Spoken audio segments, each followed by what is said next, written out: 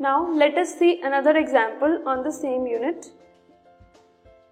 The example says if a transversal intersects two lines, अगर एक transversal दो lines को intersect कर रही है such that the bisectors of a pair of corresponding angles are parallel, जो भी a pair of corresponding angles form हो रहे हैं उन दोनों lines को transversal से intersect करने के बाद अगर उनके जो अगर मैं बाइसेक्टर्स क्रिएट कर दूं, बाइसेक्टर्स कंस्ट्रक्ट कर दूं, अगर वो दोनों बाइसेक्टर्स आपस में पैरेलल हैं, then you have to prove that the two lines are parallel. दो लाइंस हैं, ट्रांसवर्सल उनको इंटरसेक्ट कर रही है, इंटरसेक्ट करने के बाद कॉरेस्पॉन्डिंग एंगल्स फॉर्म हो रहे हैं, कॉरेस्पॉन्डिंग एंगल्स के बाइसेक्टर्स कंस्ट्रक्ट कर रहे हैं जो कि आपस में पैरेलल है.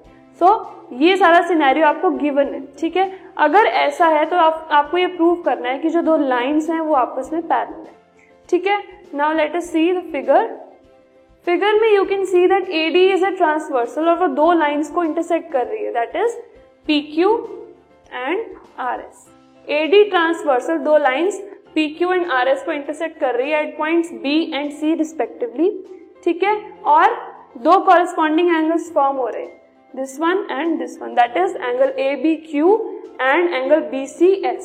ये दो कॉरेस्पॉन्डिंग एंगल्स फॉर्म हो रहे हैं एंड जो रे BE है दैट इज दिस वन, ये एंगल ABQ का बाइसेक्टर है एंड रे CG है वो एंगल BCS का बाइसेक्टर है, ठीक है. And it is given to you कि BE is parallel to CG.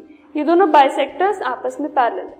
आपको ये प्रूव करना है कि दो lines PQ and RS are parallel to each other, ठीक है.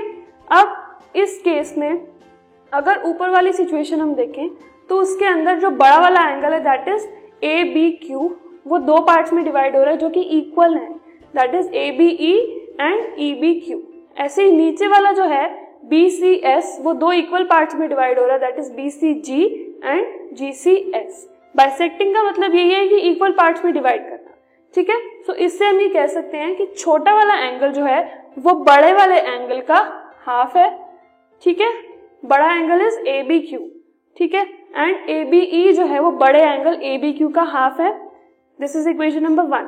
ऐसे ही अगर CG बाइसेक्टर है BCS का तो उसके अंदर भी जो छोटे वाला एंगल है BCG वो हाफ है किसका, बड़े वाले एंगल BCS का, ठीक है. This is equation number 2.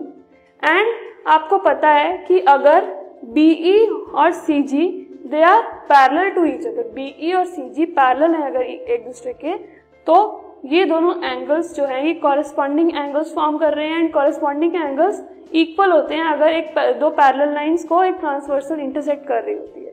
सो इससे we can say that ABE and BCG ये दोनों भी एक दूसरे के इक्वल हो गए, ठीक है. Now we are substituting 1 and 2 in 3. First and second equation को मैं 3 में सब्स्टिट्यूट कर रही हूँ. ये दोनों इक्वल है. फर्स्ट इक्वेशन में हमने देखा था कि ये एक एंगल का हाफ है, सेकंड में देखा था कि ये दूसरे एंगल का हाफ है. सो इसके अंदर इसकी जगह मैंने हाफ ऑफ ABQ पुट कर दिया एंड इसकी जगह मैंने हाफ ऑफ BCS पुट कर दिया. हाफ से half cancel, that means ABQ and BCS भी आपस में इक्वल हो गए, ठीक है. Now by the converse of corresponding angle theorem, जो ऊपर वाला हमारा सेटअप है इसके अंदर अगर ये पूरा एंगल बड़ा वाला ये बड़े वाले एंगल के इक्वल हो गया, दैट मीन्स ये कॉरेस्पॉन्डिंग एंगल्स इक्वल हो गए एंड ये कॉरेस्पॉन्डिंग एंगल्स इक्वल होने का मतलब है कि जो लाइंस हैं PQ and RS they are parallel to each other. We have proved this by using converse of corresponding angles axiom. Let us move on to the next topic.